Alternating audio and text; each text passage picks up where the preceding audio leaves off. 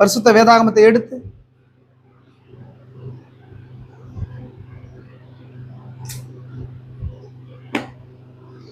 தானியேல் தீர்க்கதரிசியின் புஸ்தகம் 9ஆம் அதிகாரம். தானியேல் தீர்க்கதரிசியின் புஸ்தகம் 9ஆம் அதிகாரம் வசனங்கள் 21 27 வரைக்கும் வாசிக்கலாம். தானியேல் தீர்க்கதரிசியின் புஸ்தகம் 9ஆம் அதிகாரம் வசனங்கள் 27 21 வரை. அப்படி நான் ஜெபம் பண்ணி கொண்டிருக்கும் போதே முதல் தரிசனத்திலே நான் கண்ட புருஷனாகிய காபிரியேல் வேகமாய் பறந்து வந்து அந்திப்பலைய நேரமாகிய வேளையிலே என்னை தொட்டான். அவன் எனக்கு தெளிவுண்டாக்கி என்னோட பேசி, தானியேலே, உனக்கு அறிவை உணர்த்தும்படி இப்போது புறப்பட்டு வந்தேன். நீ மிகவும் பிரியமானவன், ஆதலால் நீ வேண்டிக் கொள்ள தொடங்கின போதே கட்டளை வெளிப்பட்டது, அதை நான் அறிவிக்க வந்தேன். இப்பொழுது சொல்லுகிற வார்த்தை நீ கவனித்து கேட்டு தரிசனத்தை அறிந்து கொள் என்றான். ஆமென். பழைய ஏற்பாட்டுல கர்த்தருக்கு பிரியமானவன் சொல்லி பேர் எடுத்த ஒரு பர்சன் தானியேல். நியூ டெஸ்ட்மெண்ட்ல பேர் எடுத்த பர்சன், கர்த்தருக்கு பிரியமானவன், அன்புக்குரியவன், பேர் எடுத்தது யோவான். இல்லைங்களா? பழைய ஏற்பாட்டுல தேவன் வந்து பிரியமானவனாகிய தானியேலுக்கு இடிகளை வெளிப்படுத்தினார், யூதர்களுடைய முடிவை வெளிப்படுத்தினார், எகுதர அந்தியமன்னும் தெளிவுபடுத்தினார். ஆமென். அதே போல புதிய ஏற்பாட்டுல சபையுடைய உலகத்துடைய முடிவை வெளிப்படுத்தினது யாருக்கு வெளிப்படுத்தினா? யோவானுக்கு வெளிப்படுத்தினார்.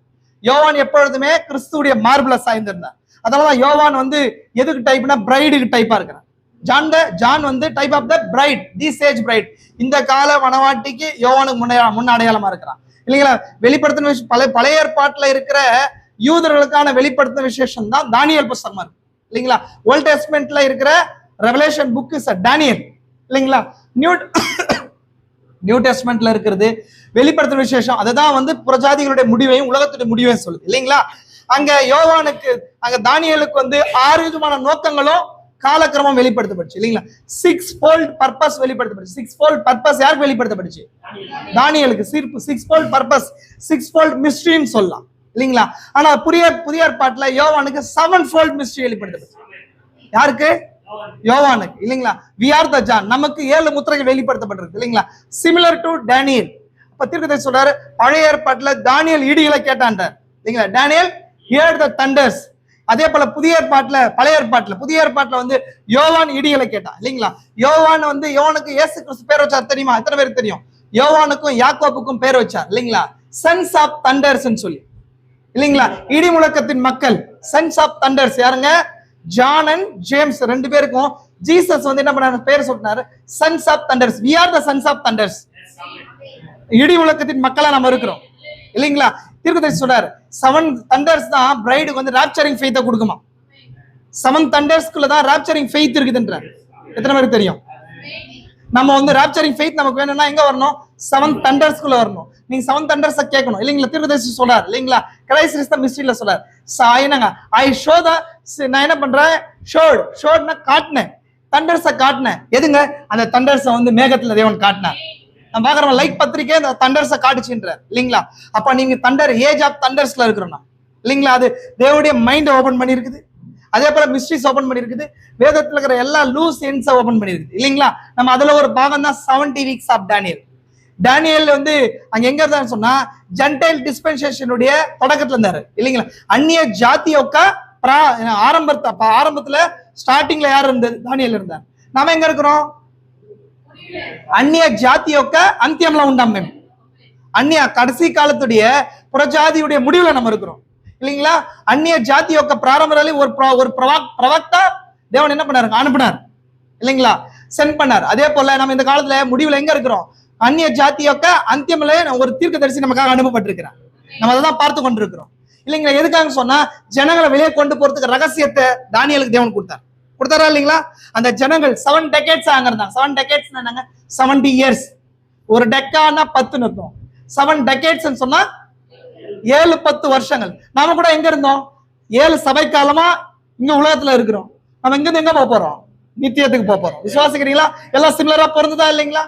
அவங்களுக்கு 6-fold பர்பஸ், நமக்கு 7-fold பர்பஸ், 7-fold மிஸ்ட்ரி. யூதர்களுக்கு என்னங்க? 6 விதமான நோக்கங்களும் காலக்கிரமம். நமக்கு எங்க இருக்குது? 7-fold மிஸ்ட்ரி இருக்குது. புக் ஓபன் பண்ணிருக்கு. இல்லைங்களா? ஆனா வந்து தானியேலுக்கு முத்திரை போடுன்னு சொல்லப்படுச்சு, சீல் ஆஃப் த விஷன் அப்படின்னு சொல்லப்படுச்சு. இப்ப என்ன இது ஓபன் ஆயிருக்கு, சீல்ஸ் எல்லாம் ஓபன் ஆயிருக்கு. இல்லைங்களா? நம்ம அந்த ஏஜ்ல இருக்கிறோம். we are the time of the harvest. இந்த டைம் ஆஃப் த ஹார்வெஸ்ட், நம்ம டைம் ஆஃப் த ஹார்வெஸ்ட்ல இருக்கிறோம். விசுவாசிக்கிறீங்களா? அப்ப வரங்க 24 வாசனம். மீறுதலை தவிர்க்கிறதற்கும் இல்லைங்களா, பாவங்களை தொலைக்கிறதற்கும், அக்கிரமத்தை நிவர்த்தி பண்ணுகிறதற்கும், நித்திய நீதி வருவிக்கிறதற்கும், தர்ஷனத்தையும் தீர்க்க தரிசனத்தையும் முத்தரிக்கிறதற்கும், மகா பரிசுத்தம் உள்ளவரை அபிஷேகம் பண்ணுகிறதற்கும், உன் ஜனத்தின் மேலும் பரிசுத்த நகரத்தின் மேலும் 70 வாரங்கள் செல்லும்படி குறிக்கப்பட்டுள்ளது. ஆமென். அப்போ இங்க 70 வாரத்துக்கு நோக்கம் சொல்லப்படுது. 70 weeks, purpose of the 70 weeks வந்து what is the purpose of the 70 weeks? 6-fold தான் பர்பஸ். 6-fold தான் பர்பஸ் இல்லைங்களா? அதே போல ரெவலேஷன், புக் ஆஃப் ரெவலேஷன்ல 5th சாப்டர்ல what is the purpose of the lamp வந்து took the book. ஏன் ஒரு புக்கை தூக்குனார் அப்படின்னா 7-fold mystery ஓபன் ஆகுது. அதான் பர்பஸ் இல்லைங்களா? இப்ப தீர்க்கதரிசி கிட்ட ஒரு கேப்ரியல் அனுப்பப்பட்டார். தானியேல் கிட்ட யார் அனுப்பப்பட்டார் இல்லைங்களா? தேவன் வந்து ஒரு கேப்ரியல் அனுப்புறதுக்கு எதுக்குன்னா இந்த 6-fold பர்பஸ்க்கும் 70 வீக்ஸ்க்காக தான். அதே போல இன்னைக்கு இந்த ப்ராஃபிட் பிரதர் பேனமுக்கு மத்தியில ஒரு பலமுள்ள தூதன் என்ன பண்ணார்? தேவன் அனுப்பினார். மைட்டி ஏஞ்சல் அனுப்பப்பட்டார். எதுக்காக அனுப்பப்பட்டார்? 7-fold மினிஸ்ட்ரிக்காக. எல்லாம் என்ன ஒரு சிமிலரா பொருந்தது. அதுதான் பாருங்க, கடைசி நான் வாசிக்கிறேன். இப்பொழுது நீ அறிந்து உணர்ந்து கொள்ள வேண்டியது என்னவென்றால், எருசலேமை திரும்ப எடுப்பித்து கட்டுகிறதுக்கான கட்டளை வெளிப்படுவது முதல் பிரபுவாகிய மேசியா வரும் மட்டும் 7 வாரமும் 7 வீக்ஸ் 62 வாரமும் செல்லும் 62 வீக்ஸ். அவைகளை வீதிகளும் அலங்களும் கட்டப்படும். இடுக்கமான காலங்களில் அப்படியாகும். அந்த 62 வாரங்களுக்கு பின்பு மேசியா சங்கரிக்கப்படுவார். ஆனாலும் தமக்காக அல்ல, நகரத்தையும் பரிசுத்த ஸ்தலத்தையும் வரப்போகிற பிரபுவின் ஜனங்கள் அழித்து போடுவார்கள். அதன் முடிவு ஜலப்பிரவாகம் போல் இருக்கும். முடிவு பரியந்தம் யுத்தமும் நாசமும் உண்டாக நியமிக்கப்பட்டது. அவர் ஒரு வாரமும் அநேகருக்கு உடன்படிக்கை உறுதிப்படுத்தி அந்த வாரம் பாதி சென்ற போது பலியையும் காணிக்கையும் ஒளிய பண்ணுவார். அருவருப்பான சட்டைகளோட பாழாக்குகிறவன் வந்து இறங்குவான். நிர்ணயிக்கப்பட்டிருக்கிற நிர்மூலம் பாழாக்குகிறவன் மேல் தீரும் மட்டும் சொரியும் என்றார். ஆமென். இதான் வந்து ஒரு மகத்தான மிஸ்ட்ரி. அததான் இந்த நாள்ல பார்க்க போறோம். ஏன் நம்ம பார்க்கிறோம்? 70 வீக்ஸ் வந்து யாருக்கு? யூதர்களுக்கு. ஆனா நாம ஏன் பார்க்கிறோம் அப்படின்னா, நம்ம 70th வீக்குடைய மிட்ல இருக்கிறோம். we are in the 70th week இல்லைங்களா? 70th வீக் எப்படி இருக்குன்னு சொன்னா, ஒரு பாதி கிறிஸ்துவுடைய சிலுவையிலையும் ஒரு பாதி ராப்சரிக் பத்துல நடுவுல என்ன இருக்குது? பிரைடு 7 சர்ச்சேஜ் இருக்குது. 7 சர்ச்சேஜ் இங்க சென்டர்ல இருக்குது. இது சரியா சொல்லணும்னு சொன்னா அது சாண்ட்விச் மாதிரி இருக்கு. சாண்ட்விச்ல என்ன இருக்கும்? சாண்ட்விச் எப்படி இருக்கும்? மேல பிரெட், கீழே சென்டர்ல என்ன இருக்குங்க? என்ன இருக்குங்க? சீஸ் இருக்கும். சீஸ் இருக்கும். அதே போல ஃபிளஷ் இருக்கும். ஃபிளஷ் இல்ல, கறி இருக்கும் இல்லைங்களா? ஃபிளஷ் இருக்கும். அந்த ஃபிளஷ் அதே போல 3.5 years யூதர்களுக்கு, மேல இருக்கிற 3.5 years யூதர்களுக்கு சென்டர்ல யார் இருக்கிறது? பிரைட் இருக்கிறா இல்லைங்களா? அப்ப நம்ம 70 வீக்ஸ் பத்தி தீர்க்கத்தை சொல்ற. ஏன் 70 வீக்ஸ் அறிஞ்சிக்கணும்னு சொல்லி விசுவாசிக்கிறீங்களா? ஜெபிக்கலாமா? கண்களை மூடலாம். கிருபை இருந்தவரே பரலோக பிதாவே, இந்த ஆசீர்வதிக்கப்பட்ட நல்ல நாளுக்காய் கூட நன்றி. எங்கள் வாழ்வில் ஒரு நாளை கூட்டி தந்த நாளை காண செய்திருக்கிறேன். விசேஷமா இந்த நாளில மீண்டுமா இந்த முத்திரையில் பாகத்துக்குள்ளாய் நாங்கள் வந்திருக்கிறோம். இது யூதர்களுக்கான முத்திரையா இருக்குது. எங்களுக்கு முத்திரைகளை வெளிப்படுத்திருக்கிறது. இந்த 70 வாரங்களை நாங்கள் விட்டுவிட்டோம்னால் முத்திரைகளையும் எக்காலங்களையும் கலசங்களையும் இன்னும் பிற காரியங்களையும் விட்டு விடுவோம். எனவேதான் தீர்க்கதரிசி மூலமா இந்த ரகசியத்தை எல்லாம் வெளிப்படுத்தினேன். இந்த நாள்ல இந்த பகுதியில் இருக்கிற மனவாட்டிக்கு மீண்டும் வரிசையா இந்த ரகசியத்தை வெளிப்படுத்தி இந்த செய்தியை கேட்கிற ஒவ்வொரு நபரையும் ஆசீர்வதிங்க. மீண்டுமாய் எங்களை நாங்கள் ரத்தத்தின் கீழாய் நாங்கள் ஒப்பு கொடுக்கிறோம். ஆசீர்வதிங்க. இந்த செய்தி கேட்கும் போது கர்த்தாவே, சோர்வுகள், அசதிகள், கனநித்திரை நாவிகள் எல்லாவற்றையும் எடுத்து போடுங்க. அதே வேளையில அப்பா, இதை புரிவதற்கு வெளிப்பாடு ஒன்றே வேணும் ராஜா. அந்த வெளிப்பாடுனால பிள்ளைகளுக்கு இது எல்லாவற்றையும் புரிய வைங்க. எங்களை நான் தரமேட்டமா தாழ்த்துக்கிறோம். ஆரம்பம் முதல் முடிய வரைக்கும் பிரசன்னம் இருக்கட்டும். தீர்க்கதரிசி வெளிப்படுத்தின அதே பலமுள்ள தூதன் இங்க இறங்கி வந்து பிள்ளைகளுக்கு ஆகி எங்களுக்கு வெளிப்படுத்துங்க. இது வந்த உடனே பிள்ளைகள் போகாதபடிக்கு ரகசியத்தை பெற்றுக்கொண்டு போக கிருபையை கூட்டி கொடு. ஆசீர்வதிங்க. இயேசு கிறிஸ்துவின் பரிசுத்த நாமத்திலே ஆமென். அப்படியே உட்காரலாம்.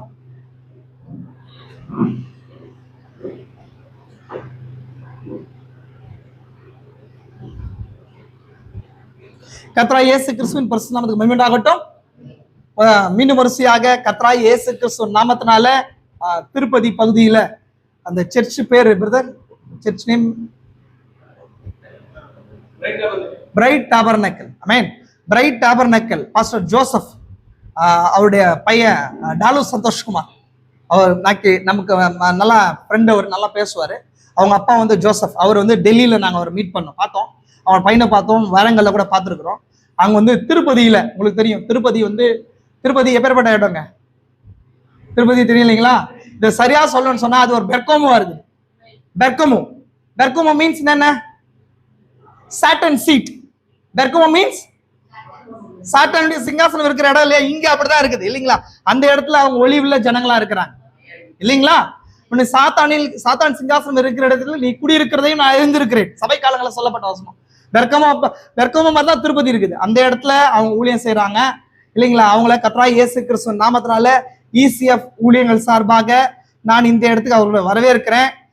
சகோதரன் வந்து கொஞ்ச நாள் இங்கதான் ஒர்க் பண்றேன் அப்படின்னாரு. பிரதர் ரூஃபஸ் தான் வந்து இது கான்டாக்ட் கொடுத்து இந்த இடத்துல அவங்க தான் அவங்க கொண்டு வந்திருக்கிறார். நம்மளுடைய என் சார்பாகவும் நம்மளுடைய ஊழியத்தில் இருக்கிற ஒவ்வொரு விசுவாசிகளின் சார்பாகவும் அவருக்கும் ஒரு குடும்பத்தாருக்கும் அவருடைய ஊழியக்காரருக்கும் அவருடைய ஊழியங்களுக்கும் நாங்கள் வாழ்த்துதலைகளையும் ஆசீர்வாதத்தையும் கர்த்தராகிய இயேசு கிறிஸ்து நாமத்தினால தெரிவித்துக் கொள்கிறோம். ஆமென். சகோதரனுடைய பேர் தீமோத்தேயு. கர்த்தரமா அவர் தான் ஆசீர்வதிக்கிறோம். எங்க ஃபெலோஷிப்புக்கு கிறிஸ்துவின் சரீரத்துல இருக்கிற இன்னொரு பங்கு இல்லைங்களா? நமக்கு இருக்கிறோம் பாடி ஆஃப் கிரைஸ்ட்ல இருக்கிறோம். நம்ம ஒரு பங்கு, சென்னையில ஒரு பங்கு இருப்பாங்க, உலகம் முழுசு எல்லா இடத்துல பார்ட் ஆஃப் த பாடி இருக்குது. அதே போல திருப்பதியில ஒரு பார்ட் ஆஃப் த பாடி இருக்குது. அந்த பார்ட் ஆஃப் த பாடியில அவர் ஒரு போர்ஷன். அந்த போர்ஷன் திரும்ப என்ன பண்ணி இங்க இணைக்கப்பட்டிருக்கும். விசுவாசிக்கிறீங்களா? கர்த்தர் வரையும் ஊழியத்தையும் பிரதர் பாஸ்டர் ஜோசப் பிரதரையும் டாலு பிரதரையும் ஆசீர்வதிப்பாராக. கர்த்தர் அவளோடு கூட இருப்பாராக. சகோதரி தேவன் நம்ம ஆசீர்வதிப்பாராக. சரி, நம்ம செய்திக்கு நேராக கடந்து போகலாம். நம்ம லாஸ்ட் வீக் என்ன காரியத்தை குறித்து பார்த்தோம்? ஞாபகம் இருக்கா? எத்தனை பேர் என்ஜாய் பண்ணீங்க? எத்தனை பேர் என்ஜாய் பண்ணீங்க? தாய்மார்கள் தினத்தை எத்தனை பேர் என்ஜாய் பண்ணீங்க? எத்தனை பேர் வீட்டுல போய் ரியலைஸ் பண்ணீங்க? Mother's Day. Mother is the 5th gospel. நம்ம பார்த்தோம்ல last week. Mother is the 5th gospel இல்லைங்களா? அந்த 4 gospel இன்ட்ரோடியூஸ் பண்றது 5th gospel மதர் இல்லைங்களா? அந்த 4 gospels எதுங்க? மத்தேயு, மார்க்கு, லூக்கா, யோவான். ரட்சிப்பை இன்ட்ரோடியூஸ் பண்றது இல்லைங்களா? who is the introducer of the gospel அப்படின்னா மதர். அதான் 5th gospel சொல்லி சொல்றாரு. நம்ம லாஸ்ட் வீக் அந்த காரியத்துல பார்த்தோம். எத்தனை பேர் உணர்ந்தீங்க? ரெகக்னைஸ் பண்ணீங்க? ரியலைஸ் பண்ணீங்களா? உங்களுடைய உயிரோடு இருக்கிறவங்க வாழ்த்துதல் சொன்னீங்களா? அம்மாவுக்கு வாழ்த்துதல் சொன்னீங்களா? சொல்லணும் இல்லைங்களா? வருஷத்துல ஒரு நாள் நினைவு கூறது கிடையாது. தீர்க்கதரிசி சொல்றாரு 365 நாளும் வந்து மதரை ஹானர் பண்ணணும். விசுவாசிக்கிறீங்களா? 365 days வந்து மதரை என்ன பண்ணோம்? ஹானர் பண்ணணும். விசுவாசிக்கிறீங்களா? சரி, நம்ம நேரம் அதிகமா இல்ல. ஈவினிங் ராபோச்சனம் இருக்கிறதுனால வந்து சீக்கிரமா நம்ம முடிச்சுட்டு ஈவினிங் இந்த போர்ஷன் எடுத்து போகலாம் இல்லைங்களா? நான் இன்னைக்கு கால வேளையில வந்து திரும்ப விட்டு வந்த 70 weeks ஆஃப் டேனியல் புக்குக்கு நேரா நான் கடந்து போலாம்னு நினைக்கிறேன். நம்ம லாஸ்டா எதுல விட்டோம்னு சொன்னா டேனியல்ஸ் பிரேயர்ல விட்டோம். ஞாபகம் இருக்கா? டேனியல்ஸ் பிரேயர் இல்லைங்களா? What is the purpose of the Daniel's பிரேயர்ன்றத பார்த்தோம் இல்லைங்களா? டேனியல் ஏன் பிரேயருக்கும் பாஸ்டிங்க்கும் பிரேயருக்கும் போனார்ன்றத பார்த்தோம் இல்லைங்களா? ஒரு பர்பஸ் இருந்துச்சு இல்லைங்களா? டேனியல் எங்க கேப்டிவிட்டிக்குள்ள இருந்தார் இல்லைங்களா? அந்நிய ஜாதிக்குள்ள கேப்டிவிட்டிக்குள்ள இருந்தார். அந்நிய ஜாதியுடைய ஆரம்பத்துல அவர் இருந்தார் இல்லைங்களா? ஆரம்பத்துல இருந்தார். 70 வாரங்கள் அவங்களுக்கு 70 weeks அவங்களுக்கு கொடுக்கப்பட்டிருந்துச்சு. சரி, 70 வருஷங்கள் சிறையிருப்புல இருந்தாங்க. எரேமியா தீர்க்கதரிசியுடைய தீர்க்க தரிசனத்தினால தானியேல் இது எல்லாத்தையும் அறிஞ்சார். தானியேலுக்கு என்னங்க தெரிஞ்சு அதெல்லாம் தெரிஞ்சு படிச்சாரு. படிச்சுட்டு இப்போ பிரேயர் கூட போனார். ஏன்னா இன்னும் 2 வருஷம் தான் இருக்குது. 70 yearsல எத்தனை வருஷம் இருக்குது? ஒன்லி 2 years ரிமைனிங் 2 years மட்டும் தான் இருக்குது. இப்போ அவரு தேசத்துக்குள்ள போகணும், ஒரு ராஜ்யம் ஏற்படணும். யூதர்கள் எப்பொழுதும் எந்த ராஜ்யத்துக்காக காத்திருக்கிறாங்க? தாவீதின் ராஜ்யத்துக்காக காத்திருக்கிறாங்க. அப்ப அந்த ராஜ்யம் ஏற்படுமான்னு நினைச்சார். ஆனா தேவன் தானியேலுக்கு வெளிப்படுத்துறாரு, காபிரியேல் அனுப்பி வெளிப்படுத்தினாரு. இன்னும் 2 வருஷத்துல முடிக்க போறதுல இன்னும் 70 வாரங்கள் இருக்க போகுது. 70 weeks போது 490 years இன்னும் யூதர்களுக்கு இருக்க போகுதுன்னு சொல்லி வெளிப்படுத்தினாரா இல்லையா? அந்த காரியங்களை நம்ம பார்த்தோம். அப்புறம் வந்து அந்த பிரேயருக்கான பர்பஸ் என்னன்றதை பார்த்தோம். 2ஆம் அதிகாரம் தானியேல்ல 12 சாப்டர் ஒரு சின்ன லைன் நான் சொல்றேன். ஃபர்ஸ்ட் சாப்டர் எதை குறித்து சொல்லுது? ஞாபகம் தான் சொல்லுங்க. ஃபர்ஸ்ட் சாப்டர் என்னங்க? பாபிலோனுக்கு சிறையா போறதும் அந்த 3 வாலிபர்களுக்கு இருக்கிற சோதனை, டெம்டேஷன், சோதனை ஃபர்ஸ்ட் சாப்டர். செகண்ட் சாப்டர் என்னங்க? இல்லைங்களா? நேபுகாத்நேச்சாருடைய ஸ்டாச்சு இல்லைங்களா? அது என்னங்க? பிரதிமா ஸ்டாச்சு 2வது சாப்டர். 3வது சாப்டர் என்ன? தூரா சமலையில இருக்கிற அது வந்து அவங்களுக்கு வந்த சோதனை இல்லைங்க, மனித தெய்வமாக்குவை 3வது சாப்டர். 4வது சாப்டர் என்ன? 4வது சாப்டர் வந்து அந்த ஆலமரம், பெரிய மரம் மீன்ஸ் நேபுகாத்நேச்சார் வந்து பெரிய மரத்தால் காண்பிக்கப்படுற 4வது சாப்டர். 5th சாப்டர் என்ன? 5th சாப்டர் பாபிலோனுடைய அழிவு இல்லைங்களா? மெனே தெக்கேல் ஒப்பாஸ் என்றது 5வது chapter. 6th chapter was the 6th chapter என்ன? சிங்க குகையில் தானியேல் சிங்க குகையில போடுறது 6வது சாப்டர். 7th சாப்டர் 4 மிருகங்கள், 4 பீஸ்ட், 4 பீஸ்ட் தான் 7வது சாப்டர். 8வது சாப்டர் என்ன? ஆட்டுக்கடா தரிசனம், வெள்ளாடு இல்லைங்களா? கோட் அண்ட் ஈரான் கண்டதால் என்ன தெலுங்குல என்ன சொல்றாங்க தெரியல இல்லைங்களா?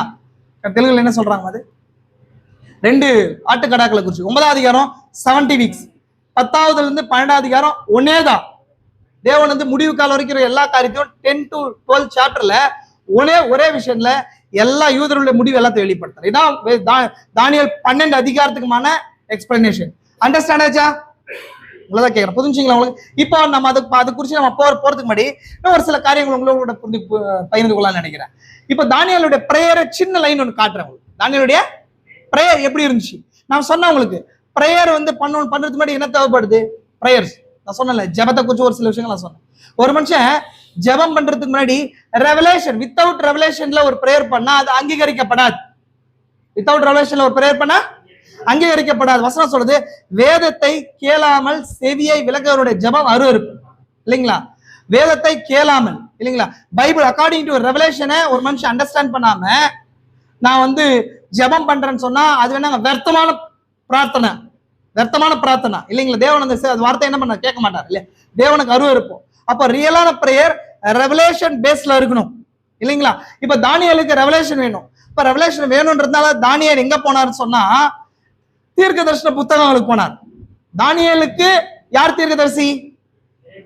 தானியேல் எரேமியா தீர்க்கதரிசி. அப்ப தானியேல் என்ன பண்ணாரு நீங்க வாட்சி பாத்தீங்கன்னு சொன்னா தானியேல் தீர்க்க தரிசன பாகங்களுக்கு நேரா போறார். நான் அந்த காரியத்தை குறிச்சு உங்களுக்கு சொல்றேன்.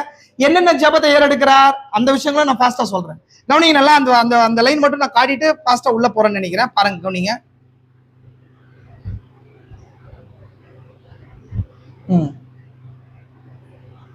நான் சின்ன லைன் மட்டும் நான் ஃபாஸ்டா காட்டுற மாதிரி ஜெபத்தை. 4ஆம் வசனம், தேவனாகிய கர்த்தரை ஜெபம் பண்ணி பாவ அறிக்கை செய்து, ஆண்டவரே உம்மில் அன்பு கூர்ந்து உம்முடைய கற்பனையை கை கொள்வதற்கு உடன்படிக்கையும் கிருபையும் காக்கிற மகத்துவமாம் பயங்கரமான தேவனே. ஜெபம் எப்படி ஸ்டார்ட் ஆகுது? நான் ஒரு சின்ன லைன் காட்டுறேன், தயவுசெய்து எல்லாம் என்கேஜா இருங்க.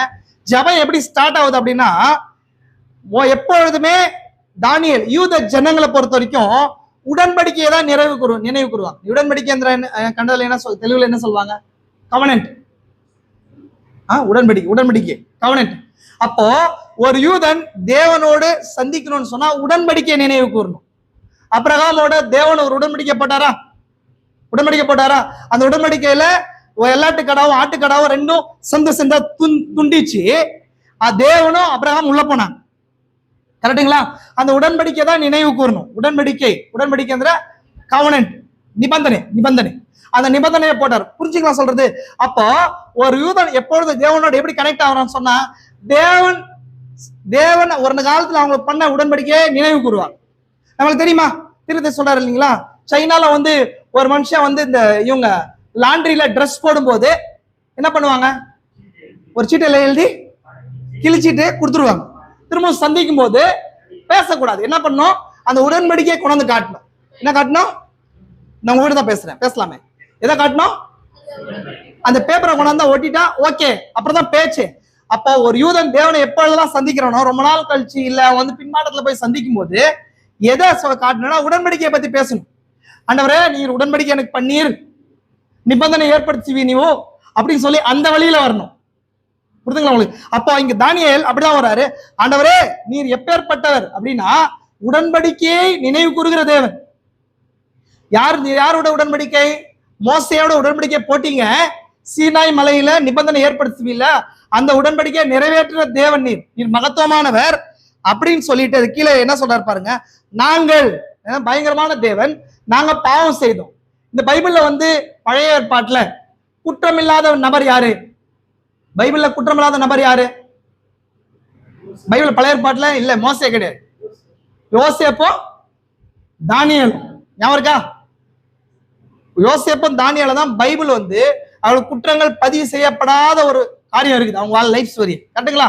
அதனாலதான் தரியுடைய சிங்க குகையில தானியேல் போடும்போது நான் வந்து ராஜாவுக்கு விரோதமாவும் பாவம் செய்யல, தேவனுமாயோ விரோதமா பாவம் செய்யல அப்படின்னு சொல்லி. அப்போ பைபிள்ல குற்றம் எழுதப்படாத நபர்கள் இவங்க 2 பேர். புரிஞ்சுங்களா உங்களுக்கு? அப்போ குற்றம் இல்லாத தானியேல் என்ன பண்ணாருன்னு சொன்னா, யூதர்கள் ஏன் தேசத்துக்கு அடிமையா வந்தாங்க? எதனால வந்தாங்க பிரதர்? எதுக்கு அடிமைத்தனத்துல வந்தாங்க? எதனால வந்தாங்க தெரியலீங்களா? நான் 2 வாரமா 2 மெசேஜ் கொடுத்தனே. சும்மா தேவன் எடுத்துமே போட்டாரா? பல விதமான நோக்கங்களை நான் வாட்சி காட்டினேன், படிச்சேன், மெசேஜ் கொடுத்தேன். ஏன் இல்லையா? சரி, பார்த்துக்கோங்க, உங்களுடைய நிலைகளை பார்த்துக்கோங்க. நான் எவ்வளோ கஷ்டப்பட்டு மெசேஜ் தரேன், நீங்க எதுவுமே யோசிக்காம அமைதியா இருக்கிறீங்க.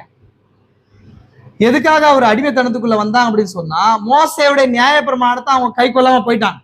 அதுல பலவிதமான சட்டங்களை அவங்க ஃபாலோ பண்ணாம போயிட்டாங்க. இப்போ எதெல்லாம் அவங்க தேவன் என்ன பண்ணாருன்னு சொன்னா, ஒரு மனுஷனை எச்சரிக்காம என்ன எதுல கொண்டு வர மாட்டார்? நியாயத்தீர்ப்புக்குள்ள கொண்டு வர மாட்டார். அப்ப தேவன் தீர்க்கதரிசிகளை கொண்டு எச்சரிச்சுட்டே கொண்டு வர்றாரு. அவங்க என்ன பண்ணலாங்க? அதை அவங்க ஃபாலோ பண்ணவே கிடையாது. கடைசியா எரேமியாவு காலத்துல தேவன் சொல்றார், கடைசியான எச்சரிப்பு வந்துச்சு. அப்போ அவங்க ஏற்றுக்கொள்ளவே இல்லை. அப்போ எரேமியாவை கொண்டு தீர்க்க தரிசனம் சொல்லி நியாயத்தீர்ப்புல கொண்டு வரார். 70 வருஷம் பாபிலோன்ல சரியா போவீங்கன்னு சொன்னாரா இல்லைங்களா? இப்போ இது முடிச்ச உடனே 70 வருஷத்துக்குள்ள தானியேல் இருக்கிறார். அந்த 70 இயர்ஸ்க்குள்ள தானியேல் இருக்கிறார். இப்ப தானியேல் பிரேயருக்கு போகும்போது ஒரு நபருடைய உறவு நமக்கு முறிஞ்சிச்சு சொன்னா, திரும்ப அவர்கிட்ட பேசினா எப்படி போகணும்?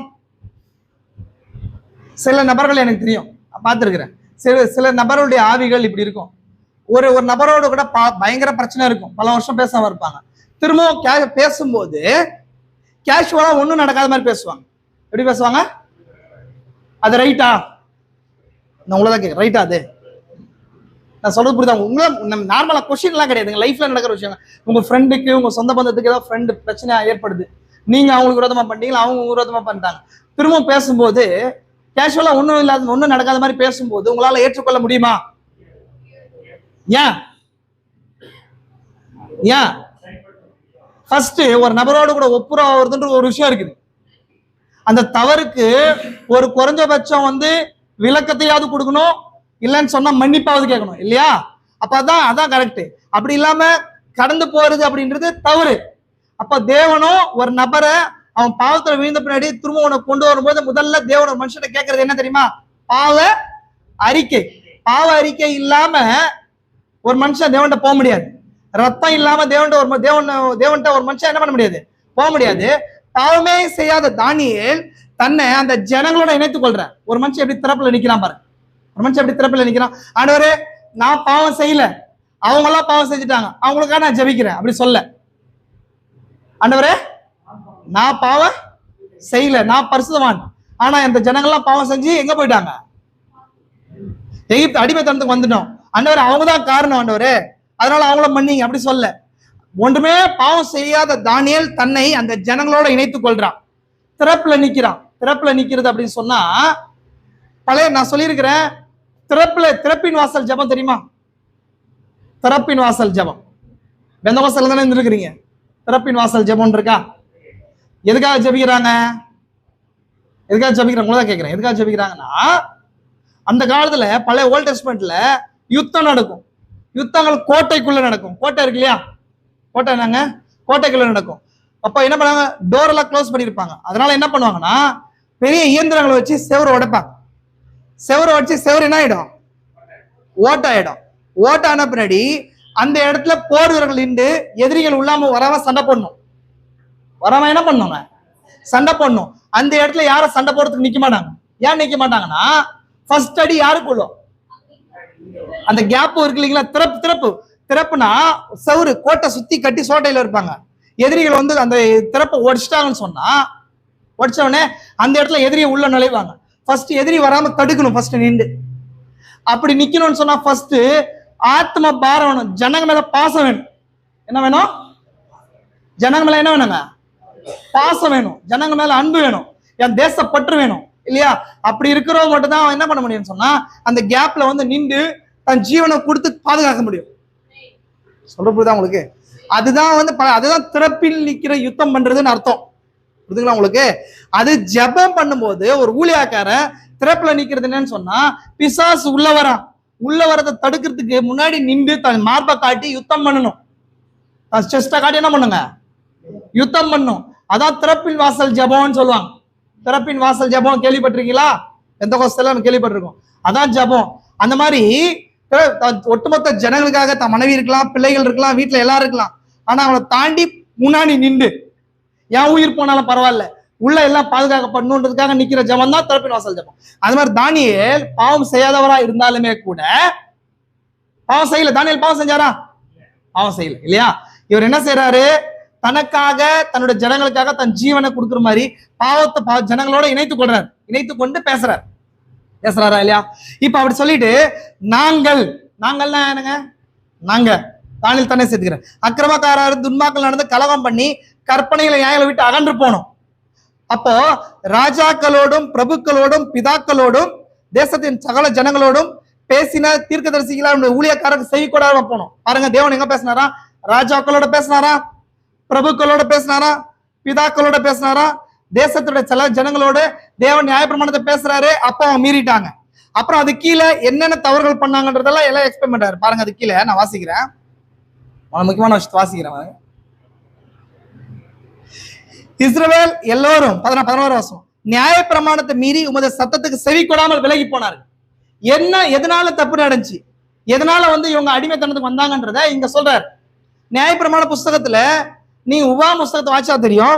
நியாயப்பிரமாண புஸ்தகம் ஆசீர்வாதம் ஒரு பக்கம் இருக்குது, சாபம் ஒரு பக்கம் இருக்குது. Two's and don'ts. டூஸ்னா இதெல்லாம் செய், இதெல்லாம் செய்யாது. நியாயப்பிரமாணத்தை ஃபாலோ பண்ணும்போது ஒரு ஆசீர்வாதம் இருக்கிறது போல நியாயப்பிரமாணத்தை ஃபாலோ பண்ணாத போது ஒரு சில சாபங்களையும் தேவன் வச்சிருக்கிறார். புரியுதுங்களா உங்களுக்கு? அது மாதிரி உபாகம புஸ்தகத்துல தேவன் உபாகமத்துல இஸ்ரவேல் ஜனங்களுக்கு சொன்னாரு, நீங்க இந்த தவறெல்லாம் செஞ்சீங்கன்னு சொன்னா நான் ஆசீர்வதிக்கிறேன், நீ தவறா செய்யும் போது உங்களை தேசத்தோட சிதறடிப்பேன்னு சொன்னார். உபாகம புஸ்தகத்துல இருக்குது, அந்த வசனம் எடுத்து வாசிக்கல தானே இருக்குது.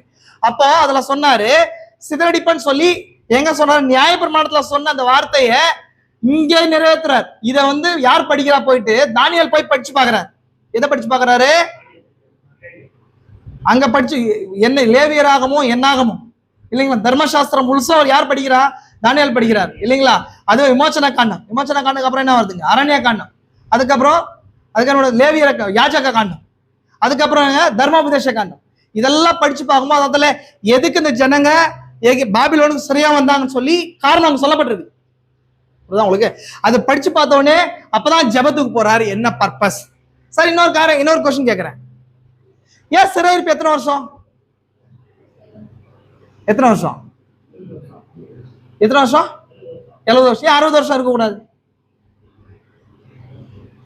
ஏன் 60 வருஷம் இருந்திருக்கூடாது? 60 இயர்ஸ் ஏன் இல்ல? ஏன் தேவன் 70 இயர்ஸ் கொடுத்தார்?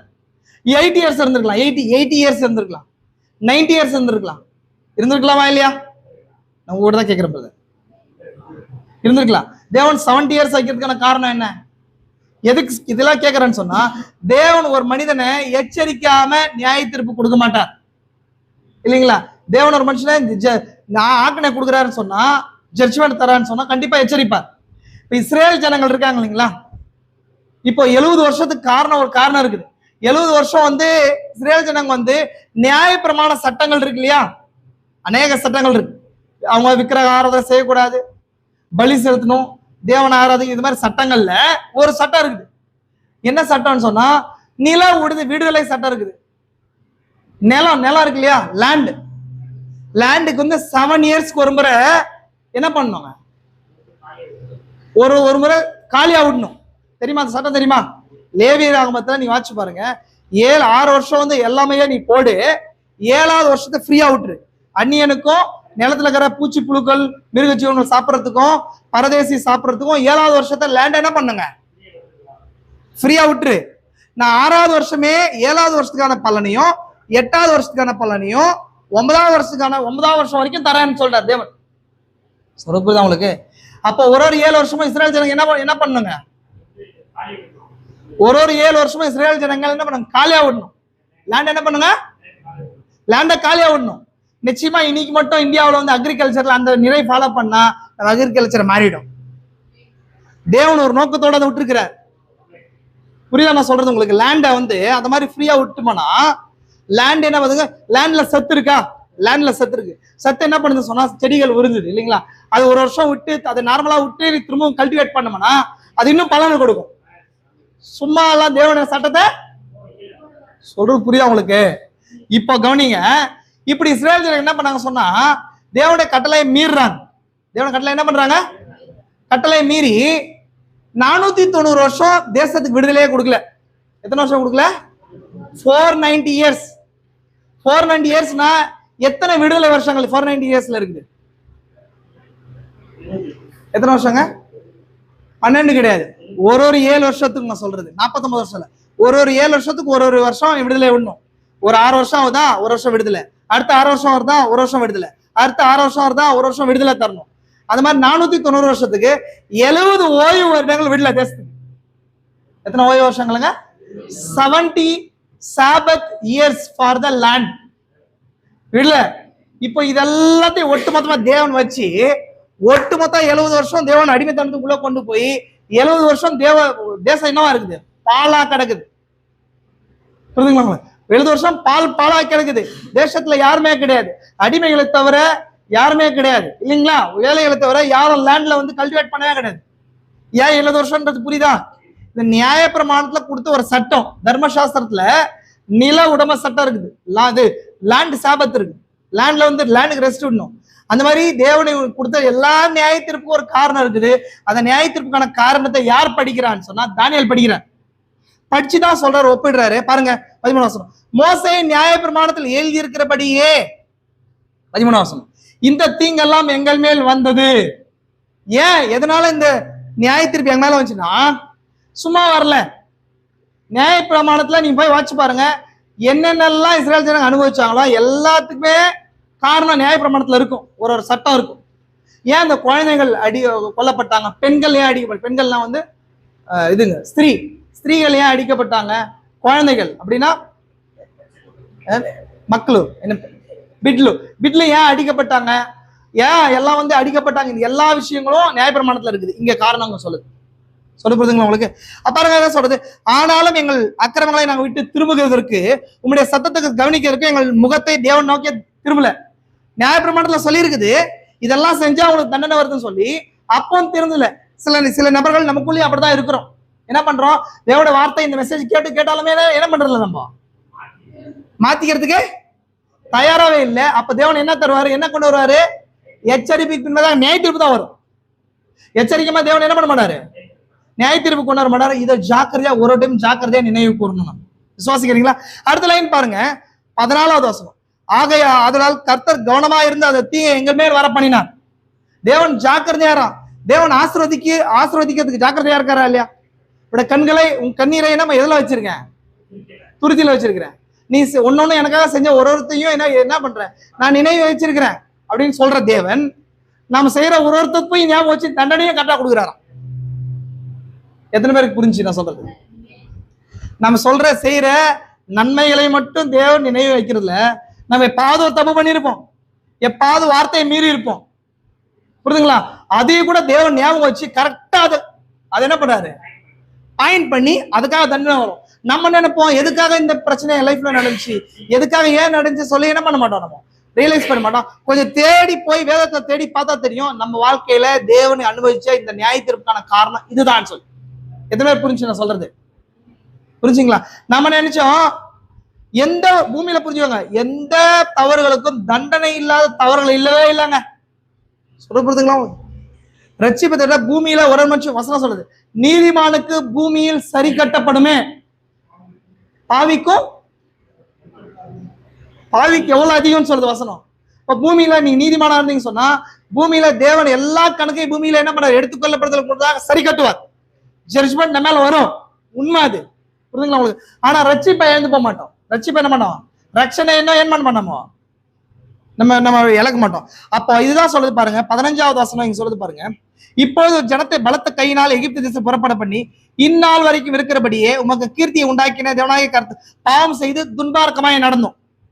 அடுத்த லைன் பாருங்க, என்ன சார் முக்கியமான விஷயம், கடைசியா நான் முடிகிற பாருங்க.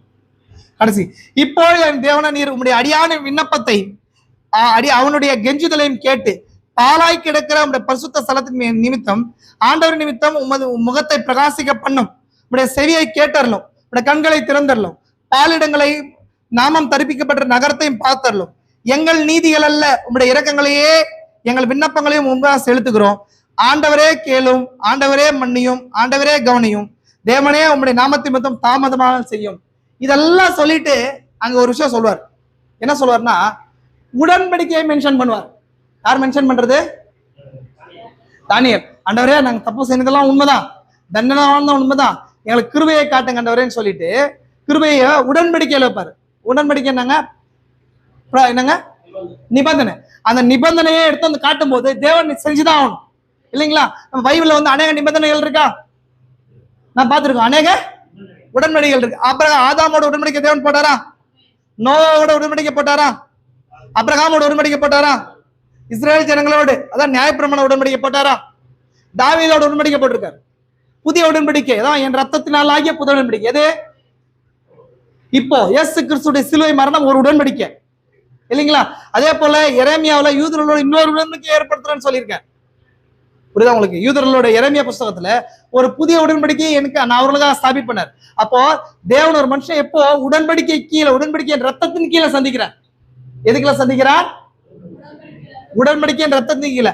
அப்ப அந்த உடன்படிக்கையை யார் திரும்பவும் தேவனுக்கு நினைப்பூட்டுறாருன்னா தானியேல் நினைப்பூட்டுறார். அப்படின்னா என்ன பண்றாரு? ஞாபகப்படுத்துறார். மறந்து போய் ஆண்டவரே உங்களோட உடன்படிக்கையின்படி எங்களை மன்னிங்க. கரெக்டுங்களா?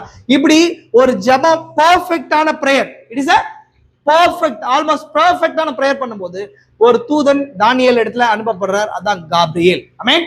அப்போ காப்ரியேல் அனுப்பப்படும் போது அந்திப்பலியின் வேலையாகிய நேரத்தில் பாருங்க 20 வசனம் வாசிக்கிறேன் பாருங்க.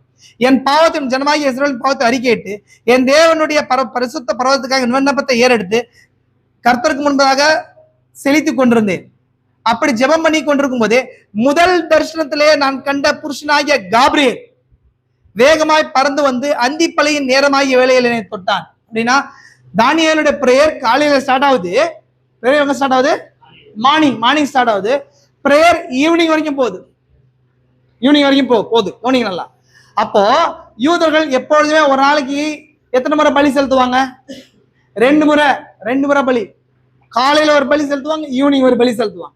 இந்த வசனம் சொல்லுது அந்திப்பலினா அந்தி சாயும், சூரியன் சாயிற நேரம். அந்த நேரம் சாயங்கால நேரத்துல தூதன் அனுப்பப்பட்டார். கரெக்டுங்களா? இது எந்த காலத்துக்கு பிறந்தது? இந்த காலத்துக்கு. சாயங்கால ஒரு தீர்க்கதரிசி இடத்துல சாயங்கால நேரத்துல ஒரு தூதன் அனுப்பப்பட்டார். சாயங்கால செய்தியாளன் யாரு? தீர்க்கதரிசி வில்லியம் மரியம் பெறணும் இல்லைங்களா? அவர் இடத்துல சாயங்கால இடத்துல இருக்கிறோம். நம்ம சாயங்காலத்துல வெளிச்சம் உண்டாயிருக்கும். அந்த நேரத்துல ஒரு தூதன் அனுப்பப்பட்டிருக்காரா? பலமுள்ள தூதன் அனுப்பப்பட்டிருக்காரா? எதுக்கு? தானியேலுக்கு 6-fold பர்பஸை வெளிப்படுத்துறதுக்கு, நமக்கு இந்த 7-fold மிஸ்ட்ரியை வெளிப்படுத்துறது. எத்தனை பேர் நம்புறீங்க நான் சொல்றது? விசுவாசிக்கிறீங்களா? இதுதான் பர்பஸ். இப்போ நம்ம அதுக்குள்ள போலாமா? நான் ஒரு 3 மட்டும் நான் காட்டுறேன். ஈவினிங் மத்த 3 பார்க்கலாம். விசுவாசிக்கிறீங்களா? இதெல்லாம் சகோதர திரும்ப சொல்றேன். இது காஸ்பல் கிடையாது. It is not a gospel. It is a placing message. நீ காஸ்பல் கேட்கிற மாதிரி கேட்டீங்களா உங்களுக்கு புரியாது. காஸ்பல் இயேசு ரட்சிக்கிறார், இயேசு நேசிக்கிறார், இயேசு அன்பு கூறுறார், இயேசு உங்களுக்கு ஆசீர்வாதத்தை கொடுக்குறார், அப்படி கிடையாது இல்லைங்களா? 2 விஷயம் சொல்றாரு தீர்க்கதரிசி. ஒண்ணு காஸ்பல், இன்னொன்னு பைபிள் ஸ்டடி. புரியுதுங்களா? அப்போ காஸ்பல் ஒரு பாவியை உள்ள கொண்டு வரும் இல்லைங்களா? அதே போல நீங்க பைபிள் ஸ்டடி என்ன பண்ண சொன்னா அந்த பாவி ரட்சிக்கப்பட்ட ஒரு நபரை அவன் ஸ்தானத்துல நிறுத்தும். இது placing message. It is a placing message. நம்ம இதுக்குள்ள வரும்போது மட்டும்தான் நமக்கான ஸ்தானத்தை கண்டுகொள்ள முடியும். தானியேல் போறதுக்கு முன்னாடி எந்த மனநிலையில இருந்தாரோ அதே மனநிலை நான் இருக்கிறேன்ற தீர்க்கதரிசி. புரியுதுங்களா? தானியேல் இருந்தாரோ, தானியேல் என்ன சொன்னார்? ஒரு தேசத்தோட இன்னொரு தேசத்துக்கு போறதுக்கு உபவாசத்திலையும் ஜபத்திலையும் இருந்தார். திரும்ப சொல்றாரு, நான் இங்கிருந்து போறதுக்கு, இங்கிருந்து எடுத்துக்கொள்ளப்படுறதுல போறதுக்காக நான் ஜனங்களுக்காக நிக்கிறேன்ற தீர்க்கதரிசி. சொல்ல புரியுதா உங்களுக்கு? சொல்ல புரிஞ்சுங்க உங்களுக்கு? அப்போ அடுத்த லைன் நான் வாசிக்கிறேன் பாருங்க. இங்க முடிச்ச உடனே நம்ம உள்ள போறோம். உள்ள போலாம் நினைக்கிறேன்.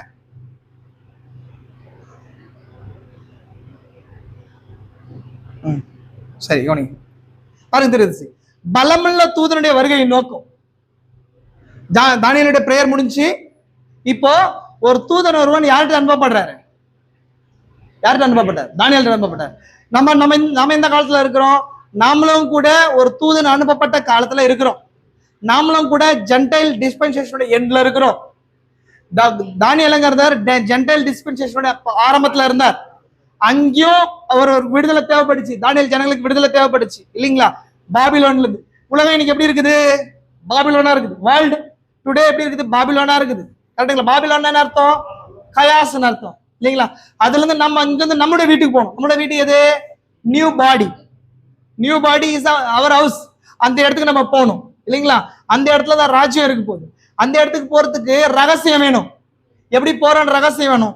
அப்ப அதுக்கு தீர்க்கதரிசி சொல்றாரு பாருங்க, 15வது பாடல வாசிக்கிறேன். இப்போ இந்த வேத வாக்கியங்கள் ஆராயில் தானியேல் சிறையிருப்பில் 68 ஆண்டுகள் 68 இயர்ஸ் இருந்தபடியால் இன்னும் 2 ஆண்டுகள் தான் இருக்கிறது என்றார். பாருங்க அது கீழே என்ன சொல்றாரு பாருங்க. இப்பொழுது ஜெபத்தில் இருந்து பரலோகத்தில் பலமுள்ள தூதன் இறங்கி வந்தான் என்பதை நாம் கண்டோம். தானியேல் யார் வந்தா? ஒரு மைட்டி ஏஞ்சல் இறங்கி வந்தார். யார் அது? காப்ரியேல் தூதன் இறங்கி, மைட்டி ஏஞ்சல் இறங்கி வந்தார். இறங்கி வந்த பார்த்தோம். அவருடைய பேர் என்னதென்று அது கீழே பாருங்க. காப்ரியேல். காப்ரியேல் யூத சபையின் செய்தியாளனாக இருக்கிறார். பாருங்க நடக்குது. இப்ப எடுத்து சொல்ல 6 விதமான நோக்கங்கள். அவருடைய வருகை 6 விதமான நோக்கங்கள் இருந்தன. இன்ற காரையில் நாம் எடுத்துக்கொண்ட வேத வாக்கியத்தை மீண்டும் கொண்டு போகிறது இல்லை. இங்க பாருங்க அது கீழே பாருங்க, முக்கியமா திருத்தி சொல்றாரு. இங்க 6 விதமான நோக்கங்கள், 6-fold பர்பஸ் இருந்துச்சு. தானியேல் காப்ரியேல் அனுப்பப்பட்ட நோக்கம் என்ன? அந்த பலமுள்ள தூதன். இன்னைக்கு பலமுள்ள தூதன் வந்த நோக்கம் என்ன? 7 மிஸ்ட்ரி ஓபன் பண்றது. இப்ப 6-fold பர்பஸ் தான் தானியேலுடைய ஜனங்களுடைய முடிவு என்ன இருக்குதுன்றத காட்டுச்சு. கரெக்டுங்களா? அதே போல நமக்கு முடிவு, மனவாட்டிக்கு முடிவு எதுல இருக்குன்றத காட்டுறது 7-fold மிஸ்ட்ரி, 7 முத்திரைகள். கரெக்டுங்களா? சரி, இப்ப இந்த 6 நோக்கங்களை மட்டும் நான் காட்டுறேன், கவனிங்களா? 6 நோக்கங்கள் என்னென்ன நோக்கங்கள் வாசிக்கலாமா? என்ன நோக்கங்கள் வாசிங்கிறது என்னங்க? எல்லாம் சேர்ந்து சொல்லலாமா? ஒண்ணு என்னங்க? மெதுவா நிறுத்துங்க. மீறுதலை, 2வது, 3வது, 4வது, 5வது.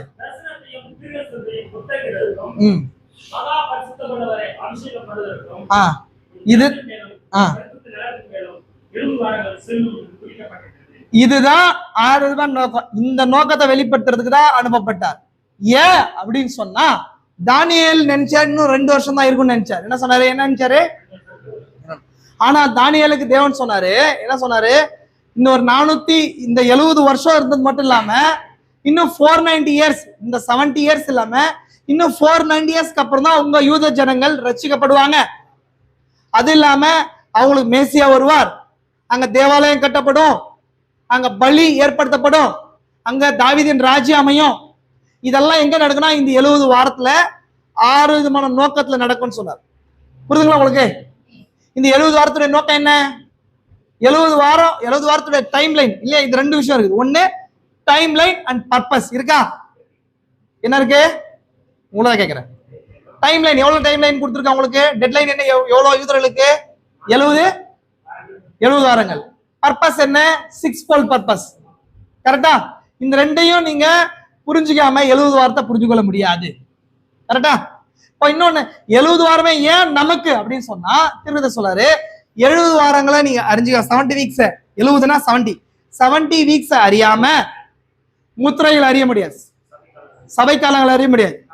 சரி, சபைகள் முத்திரைகளை அறிய முடியாது, கலசங்களை அறிய முடியாது, சூரியன் நின்ற ஸ்திரீ அறிய முடியாது, அதே வலு சர்ப்பத்தை அறிய முடியாது, இடிகள் அறிய முடியாது, எக்காலங்களை எதுவுமே அறிய முடியாது. எத்தனை பேர் 7 முத்திரைகள் புத்தகத்தை படிச்சிருக்கீங்க? ஒரு முறை படிச்சிருக்கீங்க? சும்மா பார்த்துருக்கிறேன்.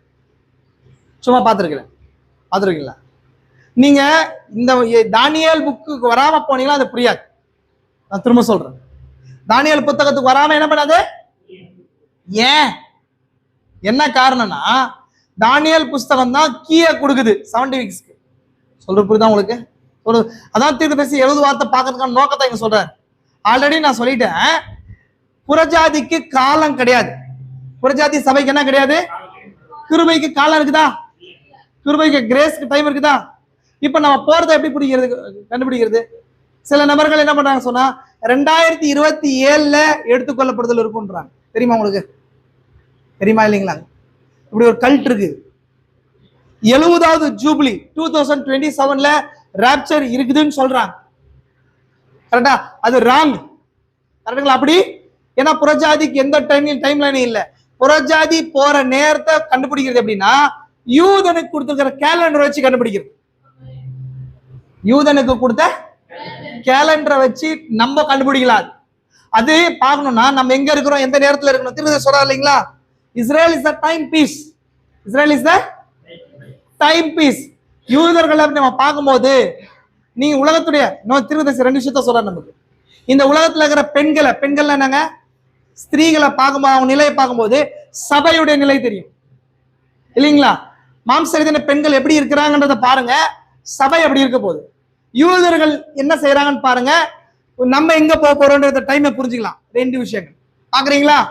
சொல்ல புரியுதா உங்களுக்கு? இப்போ இதுதான் பர்பஸ். இந்த 2 பர்பஸ், ஒன்னு ஆரோக்கியமான நோக்கம், 2வது டைம் லைன். புரிஞ்சா உங்களுக்கு? அதுக்காக தான் நம்ம இதை பார்க்க போறோம். சரி, இப்ப பாருங்க, தீர்க்கதரிசி இங்கதான் ஸ்டார்ட் பண்ணாரு. பலமுள்ள தூதனுடைய வருகை காணப்படுச்சு. அப்போ தானியேலுக்கு பலமுள்ள தூதனுடைய வருகை காணப்படுச்சு. கரெக்டுங்களா? இந்த 7ஆம் சபையின் தூதனுக்கு பலமுள்ள தூதன் வருகை காணப்படுச்சா? யார் அந்த பலமுள்ள தூதன்? இவர் தான் அந்த பலமுள்ள தூதன். கரெக்டுங்களா? அவர் ஒரே தேவனை திரும்ப வெளிப்படுத்தி காட்டினார், மேகத்துல வெளிப்படுத்தி காட்டினார். இதுதான். இது நிறைய விஷயங்கள் ஆல்ரெடி முன்னாடி சொல்லியிருக்கிறேன். இப்போ நம்ம இந்த காரியத்தை நம்ம பார்க்கலாம். எருசலேம் மீறுதலை தவிர்க்கிறதுக்கும், பாவத்தை தொலைக்கிறதுக்கும், அக்கிரமத்தை நிவர்த்தி பண்ணுகிறதுக்கும், நித்திய நீதியை வருவிக்கிறதுக்கும், தர்ஷத்தையும் தீர்க்கதரிசி முத்திரிக்கிறதுக்கும், மகா பரிசுத்தம் உள்ளவரை அபிஷேகம் பண்ணுகிறதுக்கும். இது போறதுக்கு முன்னாடி ஒரு சின்ன லைன் சொல்றேன் உங்களுக்கு. மீறுதலை தவிர்க்கிறதுக்கு அப்படின்னா என்ன அர்த்தம்? என்ன அர்த்தம்? மீறுதலை தவிர்க்கிறதுக்கு, பாவத்தை தொலைக்கிறதுக்கு சொல்லி 6 நோக்கம் சொல்லப்படுச்சு. கவனிச்சிங்களா?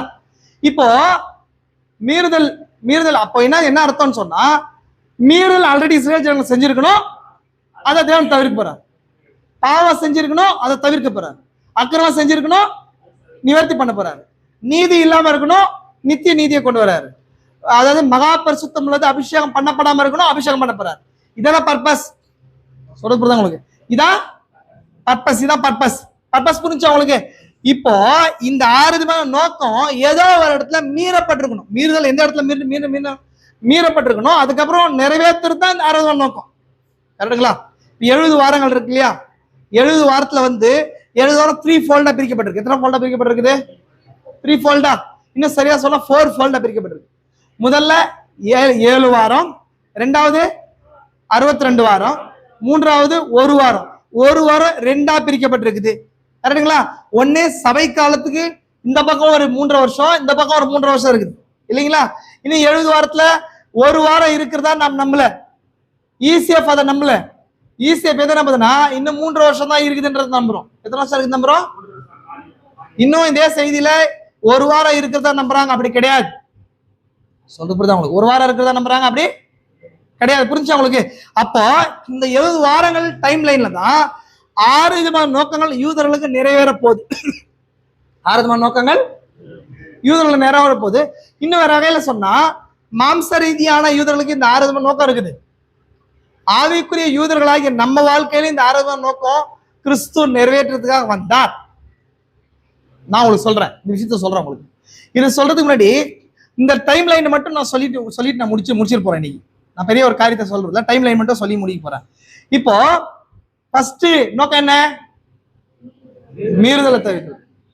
மீறுதல் அப்படின்னும் போது எங்க நடந்த கடைசியா நடிக்குது? பாவத்துடைய பூர்ணம் ஒண்ணு இருக்கா? ஒரு நபரை தேவன் நியாய தீர்ப்பு கொண்டு வராரு. எப்ப கொண்டு வராரு? நியாய தீர்ப்புக்கு எப்ப கொண்டு வராரு? இல்ல, ஒரு சில நபர் ஸ்டார்டிங் தவறு செய்யும்போது கொண்டு வராரு. தவறுடைய நிலைகளை தேவன் வச்சிருக்கிறார். ஒருத்தருக்கும் எல்லை கோட வச்சிருக்க. எத்தனை பேருக்கு தெரியும்? எத்தனை பேருக்கு தெரியும்? ஒருத்தருக்கு ஒரு எல்லை கோட வச்சிருக்காரா? Border line வச்சிருக்காரா? அந்த பார்டர் லைனை வச்சுதான் நியாய தீர்ப்பே வருது இல்லைங்களா? தேவனுடைய கிருபையின் எல்லை கோட வச்சிருக்காரு. அதை கிராஸ் பண்ணும்போது தான் ஜட்ஜ்மென்ட் கொண்டு வராரு. அது மாதிரி இஸ்ரேல் ஜனங்களுடைய மீறுதல் எப்ப நடந்துச்சு இல்லைங்களா? அப்ப பாவம்ன்றது எப்ப நடந்துச்சு? அக்கிரமன்றது எப்ப நடந்துச்சு? எத்தனை பேர் புரிஞ்சு நான் சொல்றது? எத்தனை பேர் புரிஞ்சு? இப்ப தானியேல் காலத்துல மீறுதலுடைய பூரணம் நடக்கல. எத்தனை பேர் புரிஞ்சு நான் சொல்றது? தானியேலுடைய காலத்துல மீறுதல் பூரணம் ஆகல. நீங்க அபிரகாம்கிட்ட தேவன் பேசுறாரா இல்லையா? இந்த தேசத்தை உங்களுக்கு தரேன்னு சொன்னாரா? இந்த தேசத்தை தரேன், ஆனா இப்ப தர மாட்டேன், 400 வருஷத்துக்கு அப்புறம் தரேன்னு சொன்னார். எத்தனை வருஷம் கழிச்சு? எத்தனை பேர் படிச்சிருக்கீங்க? இது 400 வருஷம் பின்னாடி தரேன்னு சொன்னார். தரத்துக்கு ஏன் 400 வருஷத்துக்கு அப்புறம் தரேன் அப்படின்னு சொன்னார்னா, எமோரியருடைய அக்கிரமம் இன்னும் நிறைவாகவில்லை. எமோரியருடைய அக்கிரமம் இன்னும் நிறைவாகவில்லை. ஏன்? அந்த தேசத்துல யார் இருக்கிறா? கான தேசத்துல யார் இருக்கிறா? 7 விதமான ஜாதிகள். அவங்கள பைபிள் எமோரியர்னு சொல்லு. இப்போ தேவன் எல்லாருக்குமே ஒரு நேரத்தை வச்சிருக்கிறார், நியாய தீர்ப்பு கொடுக்கறதுக்கு நேரத்தை வச்சிருக்காரு. அந்த நேரம் வர வரைக்கும் தேவன் அமைதியா இருந்துட்டே இருப்பார். அபிரகாம் தேசத்துக்குள்ள வந்தாரா? நான் சொல்றது தேசத்துக்குள்ள வந்தாரா? உடனே தேவன் அபிரகாம் தேசத்தை தரல, சுதந்திரிக்கு தரல. கொஞ்ச நாள் இருந்தார். 400 வருஷம் அந்த தேசத்தின் குடிகளுக்கு நியாய தீர்ப்புக்கு ஒரு டைம் வச்சிருந்தார். அவங்களுக்கு தேவன் வார்த்தையை வெளிப்படுத்தி அவங்க அந்த வார்த்தையை நிறைவேறி மீறி மீறி மீறி மீறி போறதுக்கு 400 வருஷத்தை கொடுத்திருந்தார். 400 வருஷம்ன்றது 40 தலைமுறை. எத்தனை தலைமுறை? அபிரகாம்ல இருந்து 40 தலைமுறை வரைக்கும் இந்த 7 ஜாதிகளுக்கு கிருபையின் காலம். அப்ப அது மீறின பின்னாடிதான் தேவன் மோசையை வச்சு யோசுவாவை வச்சு தேசத்துக்குள்ள கொண்டு வந்து அவங்களை அழிச்சு அந்த தேசத்தை தரார். எத்தனை பேருக்கு புரிஞ்சு நான் சொல்றது? புரிஞ்சா? அந்த மாதிரி மீறுதல் அப்படின்ற ஒரு விஷயம் இஸ்ரேல் ஜனங்களுக்கு எப்போ ஒரு இடத்துல நடந்திருக்கணும். மீறுதலுடைய எல்லை கோடு ஒண்ணு இருக்கணும், இல்லைங்களா? இது அப்ப மனுஷன் எப்பொழுதும் மீறுகிறவன் தான், இல்லைங்களா? நியாய பிரமாணத்தை மீறுவதே பாவனா என்ன? நியாய பிரமாணத்தை மீறு. அந்த மாதிரி மீறுதல் இஸ்ரேல் ஜனங்கள் செஞ்சிருக்கணும், பாவம் செஞ்சிருக்கணும். பாவனா என்ன? பாவனா என்ன? அவிசுவாசமே பாவம். பாவனா என்ன? Unbelief is a sin. சின்ன்றது அன்பிலீஃப் தான், கரெக்டுங்களா? அப்ப அது நடந்திருக்கணும், இல்லைங்களா? அக்கிரமம் செஞ்சிருக்கணும். அப்ப இதெல்லாம் ஒரு இடத்துல நடந்திருக்கணும், அதெல்லாம் நிறைவேற்ற ஒரு இடத்துல நடக்கணும். சொல்ல புரிஞ்சா உங்களுக்கு? அப்போ இந்த 6 விதமான நோக்கத்துக்கும் தொடக்க புள்ளின்னு ஒண்ணு இருக்கு, நிறைவேற்றுறதுன்னு ஒரு இடம் இருக்கு, கரெக்டா? தேவன் அதெல்லாத்தையும் என்ன பண்ணும்? இந்த 70 வாரத்துல யூதர்களுக்கு திரும்ப தேசத்தை தேவன் தரணும், பலி ஏற்படுத்த பண்ணும், ஆராதனை ஏற்படுத்த பண்ணும், ராஜ்யம் தரணும், இல்லைங்களா? இதேதான் ஒரு தனிப்பட்ட மனுஷனுடைய வாழ்க்கையும். அப்ப இந்த ரெண்டு பார்ட்ட மனுஷனுடைய 2 பாகமா நான் பிரிக்கிறேன். மனுஷனுடைய 2 பாகமா பிரிக்கிறேன். 2 பாகத்துல ஒரு மனுஷனுடைய முதல் பிறப்பு ஒரு வேலையை செய்து, 2ஆவது பிறப்பு வேலையை செய்து. ஃபர்ஸ்ட் பர்த் ஒரு காரியத்தை செய்யுது. ஃபர்ஸ்ட் பர்த்ல மீறுதல் செய்யறோம், செகண்ட் பர்த்ல மீறுதல் நிவர்த்தி ஆகுது. எத்தனை பேர் புரிஞ்சு நான் சொல்றேன்? எத்தனை பேர் புரிஞ்சு? முதல் பிறப்புல மீறுதல் நடக்கிறோம், கரெக்டுங்களா? அப்போ இந்த நம்மளுடைய பிறப்பை கடைசி வாரத்துக்கு நான் ஒப்பிடுறேன். எத்தனை பேர் புரிஞ்சு? நம்மளோட பிறப்பு 70வது வாரத்துல 2வது வாரம் ஒப்பிடுறேன். அந்த 70வது வாரத்துடைய முதல் பகுதியில அதான் முதல் பிறப்பு, 2வது பகுதி புதிய பிறப்பு. அப்போ ஒரு மனுஷன் கிறிஸ்துவ அறியாத வரைக்கும் மீறுதல் செய்வான். பழைய பிறப்புல கிறிஸ்துவ தெரியுமா? தெரியாது. அப்ப அத பாவம் செய்வான், அக்கிரமம் செய்வான், நீதி இல்லாம இருக்கும், இல்லைங்களா? அவனுக்கு முதல் பிறப்புல தர்ஷனம் தீர்க்க தர்ஷனம் வெளிப்படாம இருக்கும், முத்திரையா இருக்கும், இல்லைங்களா? மகாம் பரிசுத்தம் உள்ளவர் அபிஷேகம் பண்ணப்படாம இருப்பார் முதல் பிறப்புல. 2வது பிறப்பு வரும்போது மீறுதல், புதிய பிறப்புல தான் மீறுதல் தவிர்க்கப்படும், பாவங்கள் தொலைக்கப்படும், அக்கிரமம் நிவர்த்தி ஆகும், அப்புறம் ரகசியங்கள் வெளிப்படுத்தப்படும், நித்திய நீதி வரும், இல்லைங்களா? இதெல்லாம் 2வது பிறப்புல நடக்கிறது. இது யூதர்களுக்கு ஒரு புறஜாதிக்கு புதிய பிறப்பும் பதே பிறப்பின் அனுபவமா இருக்குது. யூதர்களுக்கு முதலாவது வருகையும் 2ஆவது வருகையுமா இருக்குது. எத்தனை பேர் புரிஞ்சு நான் சொல்றது? ஆமென் சொல்லுங்களேன். புரிஞ்சா சொல்றது? அப்போ யூதர்கள் எப்ப மீறுதல் பண்ணாங்க? இந்த 6 விதமான முதல் 6 விதமான நோக்கங்கள் தவறுகள் தானே. மீறுதல்ன்றது தவறு தானே, பாவன்றது தவறு தானே, அக்கிரமன்றது தவறு தானே, ரகசியம் வெளிப்படுத்தாம இருக்கு, இல்லைங்களா? உங்களுக்கு நீதி இல்லாம இருக்குது. இப்ப இதெல்லாம் முதல் 3 வருஷத்துல நடந்துச்சு. ஃபர்ஸ்ட் 3.5 இயர்ஸ்ல நடந்துச்சு. செகண்ட் 3.5 இயர்ஸ்ல இந்த 6 விதமான நோக்கத்தை தேவன் நிறைவேற்றுறார். 2 விஷயம் புரிஞ்சா உங்களுக்கு? அப்போ 70 வீக்ஸ்க்கான இந்த 6 விதமான நோக்கத்துக்கு ஒரு டைம் லைன் இருக்கு, ஒரே டைம் லைன். எந்த காலத்துல அவங்க மீறுதல் செஞ்சாங்க, எந்த காலத்துல தேவன் நிறைவேற்றுவார், கரெக்டுங்களா? இப்போ ஒரு மனுஷன் அதை பிறக்காம மீறுதல் செய்ய முடியுமா? அப்போ ஒரு வாழ்க்கையில ஒரு மனுஷனுடைய மீறுதலோ அக்கிரமும் பாவமும் முதலாவது பிறப்புல இருக்கு, கரெக்டா? தாயின் வயிற்றுல ஒரு மனுஷன் வரும்போது பாவியா இருக்கிறான், அங்கதான் அந்த 6 காரியங்கள் இருக்கு. அடுத்து ஒரு மனுஷன் புதிய பிறப்பின் அனுபவத்துக்குள்ள வரும்போது அவனோட மீறுதல்கள் போகுது, பாவம் போகுது, அக்கிரமம் போகுது, இல்லைங்களா? அவனோட ரகசியங்கள் வெளிப்படுத்தப்படுது, அது முத்திரைகள் உடைக்கப்படுது. அதனால தர்சனத்தை தீர்க்கதரிசி முத்தரித்தல்ன்றது அதான். நித்திய நீதி அவன் வாழ்க்கையில கிறிஸ்துவ நீதியா மாறுறாரு. அதுக்கப்புறம் அபிஷேகிக்கப்படுதல் அங்க நடக்குது. புரிஞ்சா இல்லைங்களா? அப்ப 6 நோக்கம் தனிப்பட்ட விசுவாசியுடைய வாழ்க்கையிலையும் நடக்குது. கரெக்டுங்களா? தீர்க்கதரிசி இன்னொரு சின்ன லைன் சொல்லி நான் முடிச்சிடறேன். இன்னொரு சின்ன லைன் சொல்லிடுறேன். இந்த 70 வாரத்துல தான் 7 முத்திரைகள் சொன்னேன் நான். எத்தனை பேர் புரிஞ்சு சொல்லி 70 வீக்ஸ்ல தான் 7 முத்திரைகள். முத்திரைகள் என்னங்க? முத்திரைகள் ரகசியங்களா வெளிப்படுத்தும் விசேஷத்துல சிம்பாலிக் ஃபார்ம்ல இருக்கு. கரெக்டுங்களா? முதல் முத்திரை என்னங்க? வெள்ளை குதிரை மேல ஏறி இருக்கிறோம். இரண்டாவது முத்திரை என்ன? மூன்றாவது முத்திரை என்ன? நான்காவது முத்திரை என்ன? இது. அப்ப பிசாசு குதிரை மேல சவாரி செய்யறதா முதல் 4 முத்திரைகள். கரெக்டா? எத்தனை பேர் புரிஞ்சு? ஐந்தாவது முத்திரை என்ன? பலிப்பீடத்தின் கீழ் ஆத்மாக்கு. கரெக்டுங்களா? ஆறாவது முத்திரை என்ன? ஆறாவது முத்திரை 1,44,000 பேர். S, correct.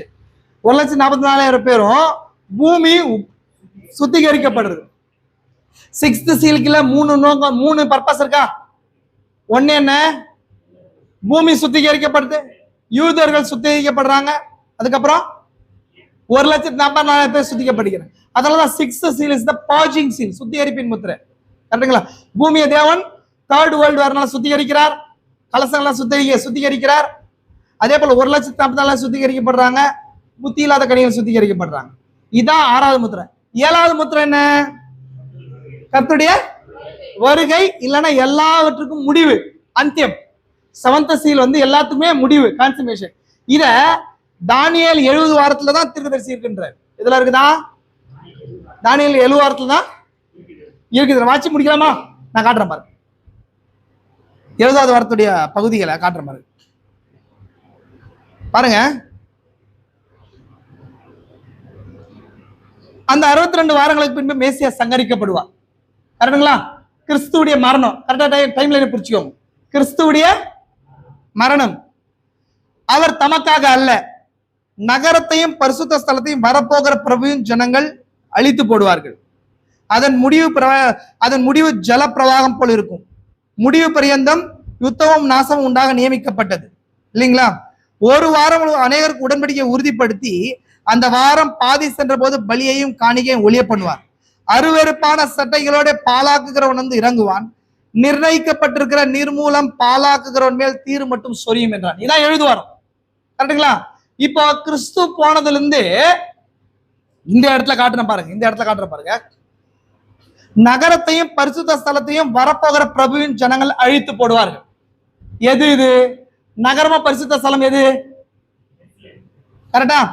யார் அழிச்சது? எருசலேம். யார் அழிச்சது? எருசலேம் அழிச்சது யாருங்க? என்ன? டைட்டஸ் தான் அழிச்சாங்க.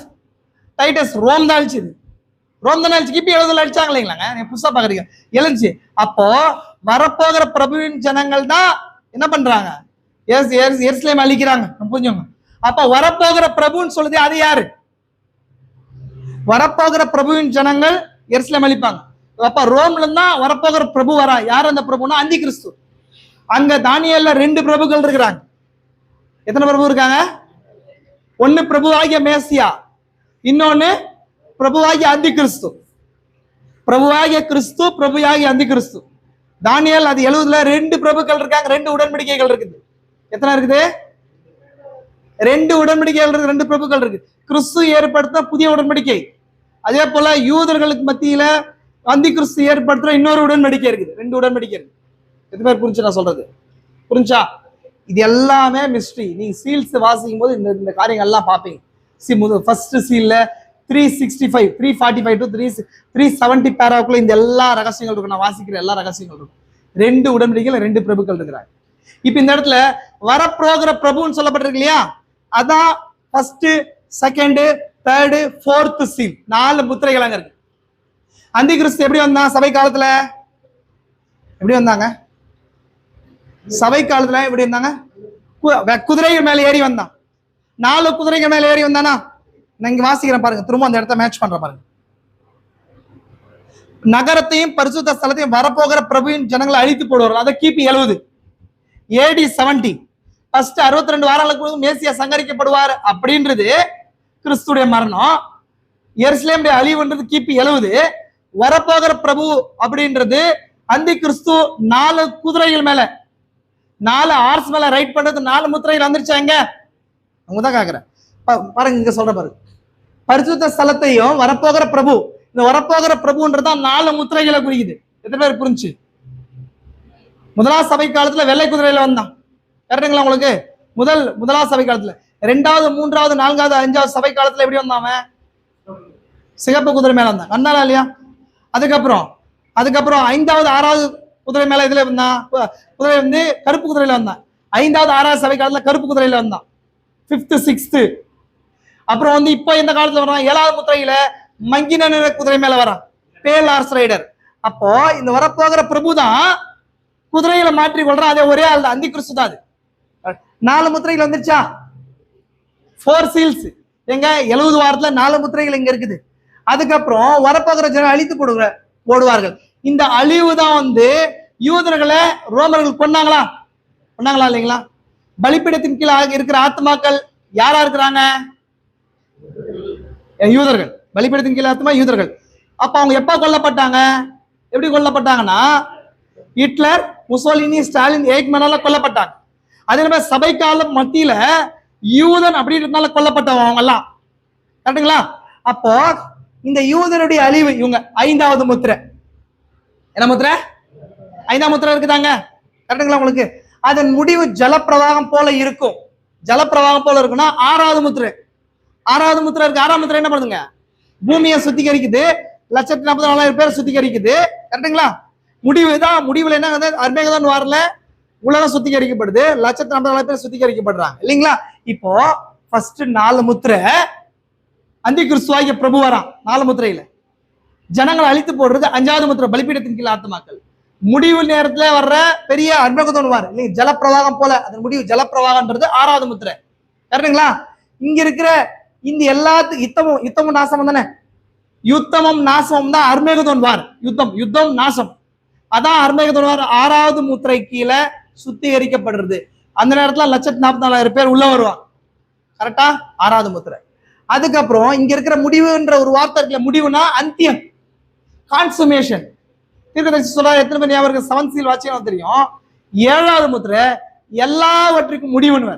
7th சீல் வந்து ending of the all. 7th seal வந்து vials ending, trumpets ending, seal ending. அதே போல நியூ எர்த்துக்கு வந்து அதான் பிகினிங்கா இருக்கு. அப்போ எல்லாத்துடைய முடிவு 7th சீல். அப்போ இங்க இருக்கிற கான்சுமேஷன் தான் 7th சீலா இருக்கு. இப்ப திரும்ப காட்டுமா வரப்போகிற பிரபு, அதான் 4 முத்திரை, கரெக்டுங்களா உங்களுக்கு? அழிவு, அதான் யூத ஜனங்கள் வந்து அழிந்து போடுது, அதான் 5வது முத்திரை. யுத்தமும் நாசமும், அதான் 6வது முத்திரை. முடிவு 7வது முத்திரை, 7th சீல், கரெக்டுங்களா? அப்போ 70 வீக்ஸ்க்குள்ள 7 முத்திரைகளை தேவன் வச்சிருக்கிறார். 70 வீக்ஸ்க்குள்ள 7 முத்திரைகளை தேவன் வச்சிருக்கிறார். அப்போ இதுலதான் மனவாட்டிக்கான பாகமும் இருக்குது. அப்போ 6-fold பர்பஸ் யூதர்கள் மட்டும் இல்ல, தனிப்பட்ட வாழ்க்கையில என்னோட ஓல்ட் பர்த், நியூ பர்த். யூதர்களுக்கு எப்ப நடக்க போகுதுன்றத நம்ம யூனிக் பிரேயர்ல பார்க்கலாம். சுவாசிக்கலாம், புரிஞ்சுக்கலாம். சின்ன ரீகால் பண்ணட்டுமா? ஒரு சின்ன ரீகால் பண்ண பண்றேன். எதை பார்த்தோம்? தானியேல் 70 வீக்ஸ், கரெக்டுங்களா? அந்த 70 வீக்ஸ்க்கான பர்பஸ் என்ன? தானியேல் வந்து தேசத்துக்கு போகும்போது இன்னும் 2 வருஷம் தான் இருந்துச்சு. 2 வருஷத்துல போய் தேசம் ராஜ்யம் அமைய போகுதுன்னு நினைக்கும் போது, இல்ல இன்னும் 490 இயர்ஸ் உனக்கு இருக்க போகுதுன்னு தேவன் சொன்னார். அந்த 490 இயர்ஸ்ல தான் தானியேலுடைய ஜனங்களுக்கான முடிவு இருக்க போகுது. 6 நோக்கம் இருக்க போகுது. 6 நோக்கம் இருக்க போகுது. அப்போ அந்த 6 நோக்கம் ஒரு இடத்துல வந்து 6 நோக்கத்துக்கான காரணம் இருக்குது, ஒரு இடத்துல முடிவு இருக்குது. அதான் என்னோட ஓல்டு பர்த், நியூ பர்த்தா இருக்கு, கரெக்டுங்களா உங்களுக்கு? அப்ப நம்ம எங்க இருக்கிறோம்? முதல் ஹாஃப் ஆஃப் த வீக்கும் செகண்ட் ஹாஃப் ஆஃப் த வீக்கும் சென்டர்ல இருக்கிறோம், சபை காலம், கரெக்டுங்களா உங்களுக்கு? அப்ப அதுலதான் தீர்க்கதரிசி முத்திரைகள் இருக்குன்ற, அதெல்லாம் முத்திரைகள் இருக்கு, நம்ம பார்த்தோம், முத்திரைகள் இருக்கு பாக்குறோம். இப்ப நெக்ஸ்ட் நம்ம பார்க்க போறது purpose of the 6-fold, 6 purpose என்ன அப்படின்றத நம்ம பார்க்க போறோம். மீறுதல்லாம் என்ன, அக்கிரமம்னா என்ன, அதுக்கப்புறம் பாவம் தொலைத்தல்னா எங்க இஸ்ரேல் ஜனங்கள் மீறுதல் பண்ணாங்க, எங்க பாவம் செஞ்சாங்க, எங்க அக்கிரமம் பண்ணாங்க, இது எங்க செஞ்சாங்கன்றத பார்த்து எங்க நிறைவேற்றுறாரு அப்படின்றத பார்க்கும் போதுதான் 70 வீக்ஸ்க்கான டைம் லைன் ஓப்பன் ஆகும். எத்தனை பேர் நம்புறீங்க? இந்த மெசேஜை நீங்க திரும்ப போய் கேளுங்க. ஈவினிங் வந்து கம்யூனியன்ல நம்ம சந்திக்கலாம். கத்தவங்களை ஆசீர்வதிக்கட்டும். இலக்கண்களை முடிய எங்களை தாழ்த்தலாம். எல்லாம் எங்கள் வாழ்வில் ஒரு நாளை கூட்டி தந்து இதனால காண செய்த கிருபைகளுக்காய் கூட நன்றி கர்த்தா. இந்த நேரத்துல விசேஷமாய் கர்த்தாவே உடைய கிருபை இரக்கத்தினாலே எங்களை வழிநடத்தி இருக்கிறீர். அதுக்காக கூட நன்றி கர்த்தாவே. ஸ்தோத்திரம் கர்த்தாவே. எல்லா கண்களை மூடி எல்லா ஸ்தோத்திரங்கள் செலுத்து. நன்றி கர்த்தாவே. ஸ்தோத்திரம் ராஜ்.